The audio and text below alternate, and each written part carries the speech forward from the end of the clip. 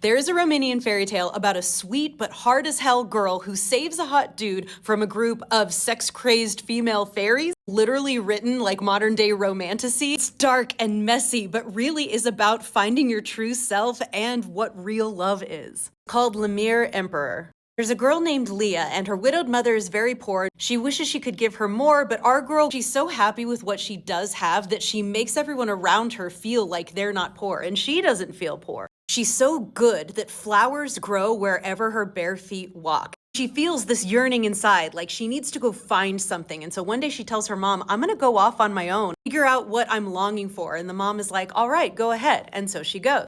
She wanders through the world barefoot, and on the way she helps some animals. A bunch of sheep that have thorns stuck in their wool, and she picks it all out. She finds a bunch of dogs that have thorns stuck in their paws, and she picks them all out. She even helps a worm that got stuck up on dry ground. She digs it a little hole in the ground under the shade of a bush and like puts it in its little home. And a mole too, a mole that's lost its way to its burrow to its little baby, so she like helps it get back under the ground. She keeps traveling and then finally gets to this area that is so full of thick thorns and trees that she can't continue on her path. So she lays down to go to sleep, and while she's asleep, the animals she helped help her.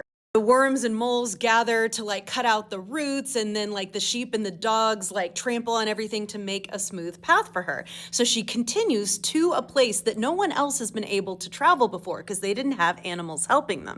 She eventually finds this abandoned hut, and it's really nasty and gross, so she cleans it out, but then she hears some spirits coming, and they are called Yeles. They are Romanian mythological female nymphs, sort of. Seductive fairies that like messing with men and have control over them. The Villas in the Harry Potter series, J.K. Rowling got that idea from the Yeles. Our girl hears them coming, and so she hides in the stove of the house, and then the women come in. They're like, let's bring forth the man we're controlling right now. And so they do some magic, and the wind blows, and basically this giant palace comes up out of the ground and replaces where they are. The stove that our girl is in turns into like a clear glass casket, but they still can't see her.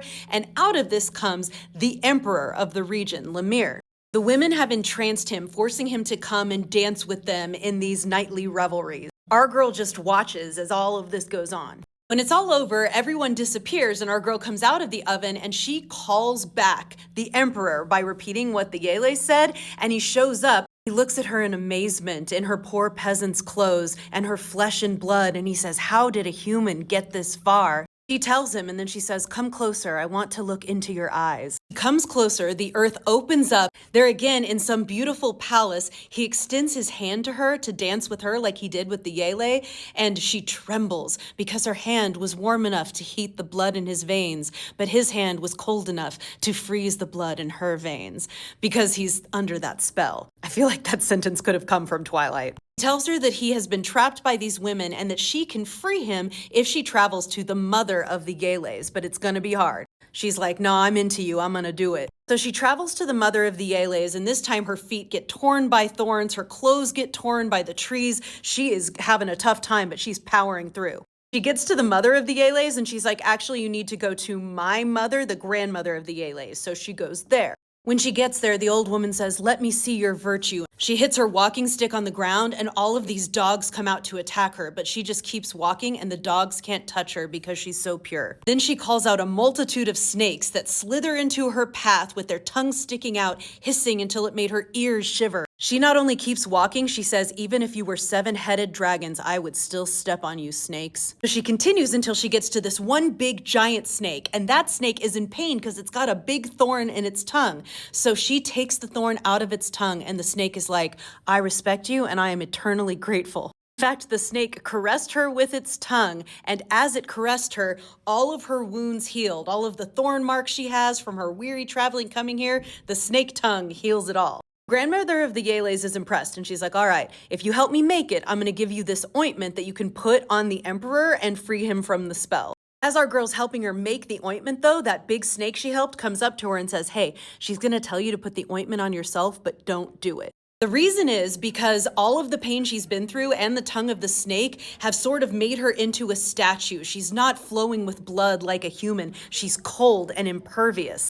She tricks the grandmother into thinking she put the ointment on, and as soon as she does and gathers the ointment for the emperor, the grandmother tries to send all the dogs and snakes to sick her again, but they can't because she's still impervious. Then the snake she helped comes up to her and says, "Hey, I'm actually the stallion of the emperor," and magically changes into this magnificent horse. "Get on my back, I'm gonna take you back to the emperor and we'll save him." They fly through the forest and then they pass the sheep that she helped earlier, and the stallion's like, "Those are actually girls who also tried to help him, but they got turned into sheep. Put the ointment on them." And so she does, and they turn back into beautiful girls. Then they pass the dogs, and the same thing happens with the dogs. They're also girls who tried to help our dude, so she puts the ointment on them, she turns them back into beautiful girls. Then as they continue, our girl suddenly realizes her clothes have magically turned into rich, fancy clothes. And as they pass through her mother's village to get to the emperor, she thinks of stopping, but then she doesn't because she's very proud in her clothes. And then when she shows up at the emperor's palace, he doesn't recognize her because she glances at herself in the mirror as she's coming in,